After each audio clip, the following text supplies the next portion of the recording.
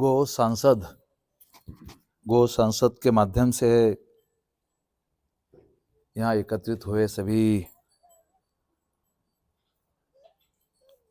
सम्माननीय अतिथि, विशेषतः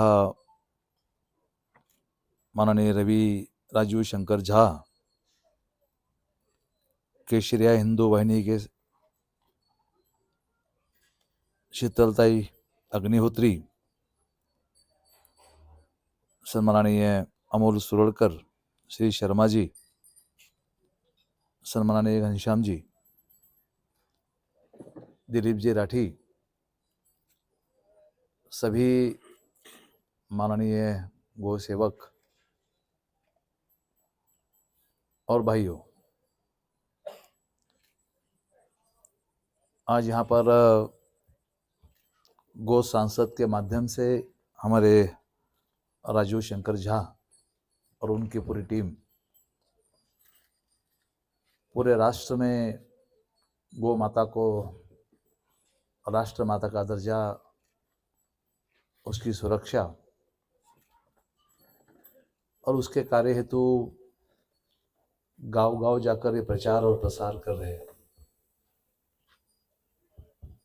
सही मायने में आज यहाँ पर माननीय एकनाथ जी शिंदे साहब का भी हम आभार व्यक्त करते हैं कि उन्होंने गो माता को राज्य माता का दर्जा दिया है। कई दिनों से हमारी मांग थी और माननीय एकनाथ जी शिंदे साहब ने ये कदम उठाया और आज पूरे राज्य के अंदर गो माता को राज्य माता का दर्जा यहाँ पर मिल चुका है। उन्होंने बस उस पर ही नहीं रुके, तो जो गाय है, गाय के लिए 50 रुपए और बछड़ों के लिए 20 रुपए का अनुदान हर रोज के लिए अपने बजट के अंदर उसकी तरतूद वहाँ पर कर एक बड़ा काम गौ माता के प्रति अपनी सेवा देने का काम यहाँ पर किया। गो हत्या का कायदा इस देश के अंदर तो बन ही चुका है, उसके बावजूद भी कुछ लोग जो समाजक विघातक यहाँ पर फैलाना चाहते हैं, ऐसे लोग कायदा होने के बावजूद भी हमारे गौ सेवक हर जगह तैनात होने के बावजूद भी कुछ लोग ऐसी गंदी हरकत करते हैं कि गाय के बारे में वहाँ पर बंदी होने के बावजूद भी चोरी छुपकर गाय को काटने का काम करते हैं। ऐसे लोगों को कड़े से कड़ा शासन होना चाहिए। ऐसे लोगों को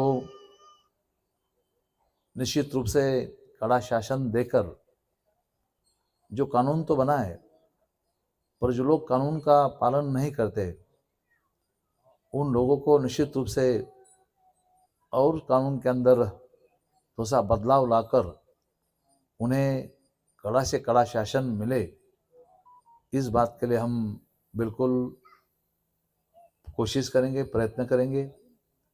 और मैं गौ सेवकों से विनती करूंगा, ऐसा कुछ भी होता है तो निश्चित रूप से हम लोग बैठे, हम लोग यहाँ पर ये काम के लिए बैठे, हिंदुत्व का काम हम ये संभालते हैं, तो हमारी जवाबदारी निश्चित रूप से है कि हम भी इस काम के अंदर हाथ लगाए।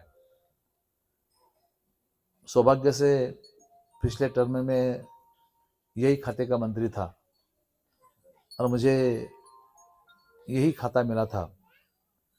घनश्याम जी को पता है, महाराष्ट्र में पहली बार ऐसा हुआ कि हम गौशाला के लिए कितना पैसा दिए घनश्याम जी, अनुदान गौशाला के लिए कितना दिए?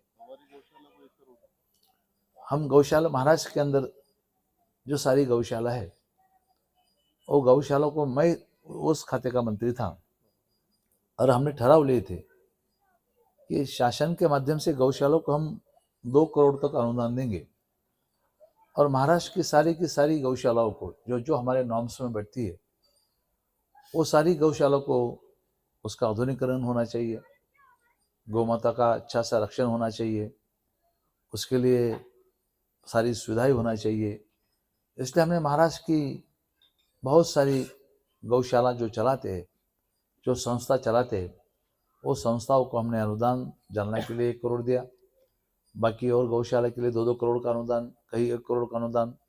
हमने वो अनुदान, शायद पहली बार महाराष्ट्र में ऐसा हुआ कि गौशाला को भी थेट अनुदान दिया गया, और हमने बिल्कुल उसका चयन किया।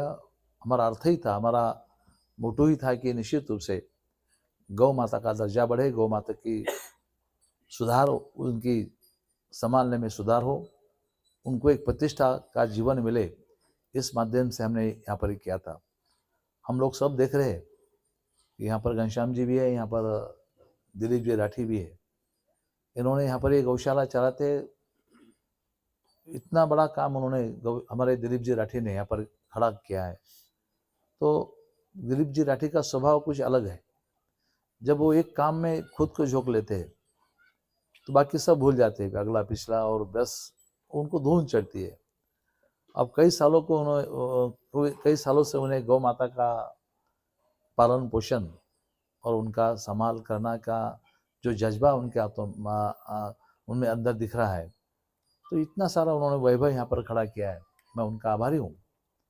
आप सभी लोगों ने आज उनको नवाजा है, उनको बस उनकी तारीफ हम सब लोग तो करेंगे ही करेंगे, पर सारा घर दार सब इतना सारा वैभव छोड़कर, ये सारा मित्र परिवार वगैरह वगैरह सब छोड़कर, जब हम देखते हैं कि दिलीप जी यहाँ पर आते हैं, रात दिन मेहनत करते हैं। एक बार तो मैं देखा कि वो यहाँ पर कड़वी काट रहे थे, तो कभी हाथ में झाड़ू लेकर झाड़ने का काम भी करते हैं, कभी गौ की सेवा कर कर गेहूँ को बिल्कुल वहाँ पर साफ करने का काम भी करते हैं। तो एक बड़ा आदमी, एक वर्तमान पत्र का संपादक, और घर से सब कुछ होने के बावजूद भी जो धुन उन्हें लगती कि बस उस माध्यम से उन्हें भगवान उनमें ही दिखा है। और हम तो मानते 33 कोटि भगवान गौ माता के अंदर है। उनका पूरा जीवन उन्होंने आज उसके लिए समर्पित किया है।